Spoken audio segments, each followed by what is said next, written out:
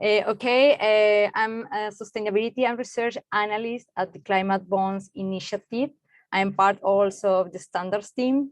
And yes, I'll be talking about the science-based standards role, the key role in sustainable finance. But okay, let's start talking about what the Climate Bonds Initiative is. So we are a non-for-profit organization mobilizing capitals and investments towards projects and assets that are low carbon and aligned with the Paris Agreement. Our main pillars of work are first, the climate bonds standard scheme, which define what qualifies as a green bond or not. The certification scheme, which is basically to certify climate bonds and also to offer guidance about how to get certified. We also work on market intelligence, tracking the climate aligned bond market, and also on policy makers and regulators advice to incentivize and facilitate the transition to a low carbon economy. Okay, now let's talk about the credibility in the green bond market, because this is probably what explains the necessity of having science-based standards. So in the green bond market, credibility, it is necessary to prevent greenwashing. You know that now, like, there is a huge trend when now everything is green, everything is sustainable, but in the end, it's like how to measure which kind of indicators are the more adequate to compare and to really confirm that a project or asset is really green or sustainable. Also, the market credibility requires a system of environmental due diligence. Of course, it also requires to bring expertise from specialists regarding what counts as green, and also the development of standards to certify what is really transparent and consistent with the Paris Agreement.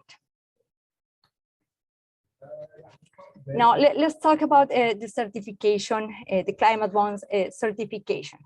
So to be certified under the climate bonds standard is basically to say that a bond or other debt instrument is fully aligned with the green bond principles, is to certify that it is using the best practice for internal controls, tracking, reporting, monitoring, and verification. And also like to confirm that this is financing assets that are consistent and aligned with the Paris Agreement. Our standard and certification scheme has 4 components. The first one is the climate bonds taxonomy, which is like basically a classification of activities, but it contains also like a high-level roadmap for each specific sector that we want like to decarbonize. Second, the sector eligibility criteria, which contains the science-based standards, offering detailed definitions for the eligibility of assets and projects. The third component is the technical working group and industry working group. Technical working group is basically having experts from NGOs, research organizations, academy, to develop through a very thorough process, develop those standards and criteria to define what science says is a low product or process. The industry working group is with professionals and experts also, but from industry and the financial sector, like to give also feedback about the work and the deliverables from the technical working group. So in that case, the idea is to bring the expertise of professionals to define that criteria for sector eligibility. The fourth component is the approved verifiers, which are independent verifiers that guarantee, evaluate and guarantee that bonds really meet the standards requirements. Okay, here in this slide, you can see the climate bonds taxonomy. As mentioned before, this is the classification of activities. But what I want to show you is that those sectors are the ones that we already developed criteria for. So now we are ready, or we are doing that already, is to certify bonds going to those specific sectors. For example, projects in the energy sector, in transport, water, buildings, land use and marine resources, and waste as well. But as you can see, there is a huge gap in industry, specifically in the heavy industry, that, as you know, is like a very important sector if we really want to meet the targets and the objectives of the Paris Agreement. But we recently started to develop standards and criteria also for the sectors. So in August, we started the criteria development process for the basic chemical sector. And 2 weeks ago, we started the same process for cement production as well. Okay, now here you can see the 5 principles that we defined that projects and assets have to meet to be really credible, like to say, okay, this project or this entity is really transitioning to a low carbon performance. So the first principle is that it has to be in line with the 1.5 trajectory. The second, that it has to be established by science. Because in this point, it is important to mention that now many companies and organizations have already started to develop their own criteria and targets, which is good because to some extent, it's good to see that initiative and that trend growing. But the thing is that we firmly believe that standards should not be set by their own companies. Those should be established by science and for specific sectors. The third principle says that offsets don't count. The fourth principle is related to the technological viability over economic competitiveness. Sorry. What it means is that, for example, the best example in this for this principle is the case of renewables. You know that some years ago, thinking about renewables was very challenging in terms of the economic barriers. But because we knew the technological viability, we didn't limit those alternatives. And now there is a huge market growing about renewables. So that principle has to do with that. And the fifth principle is that we really are promoting action from companies and not pledges.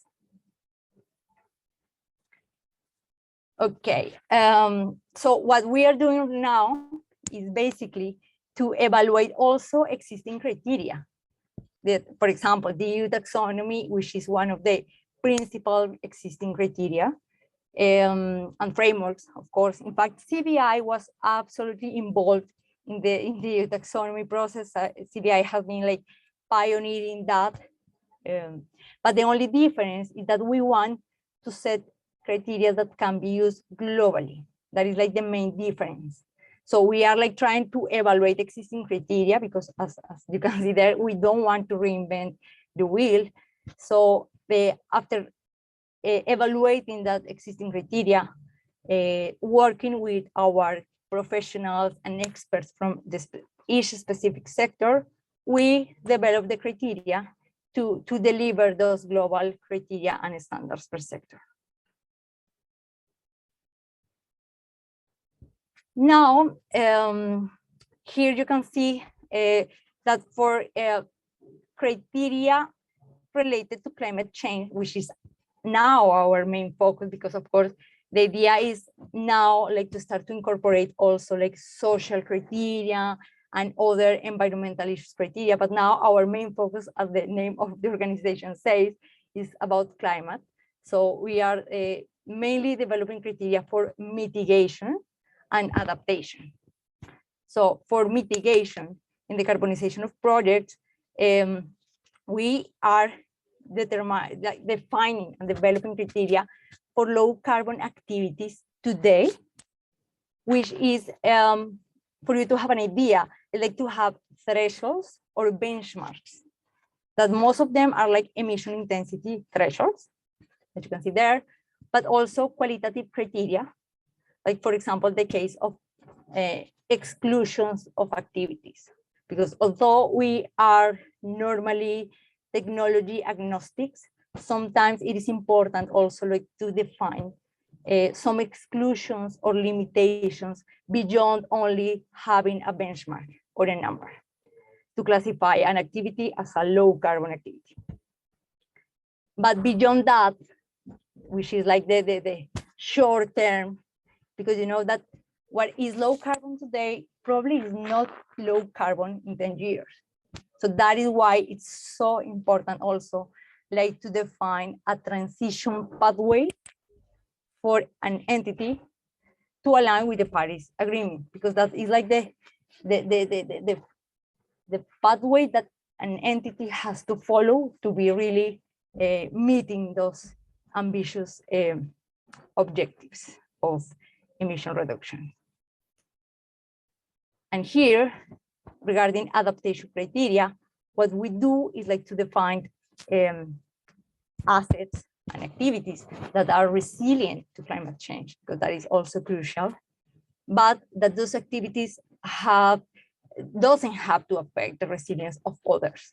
So the main measure in that case, like to evaluate, is through risk and vulnerability assessments, and also getting insights from this document, which is like a CBI document that was launched a couple of years ago, which is the Climate Resilience Principle, which contains like the overarching guidelines for climate resilience. Okay, I think that's it from my side.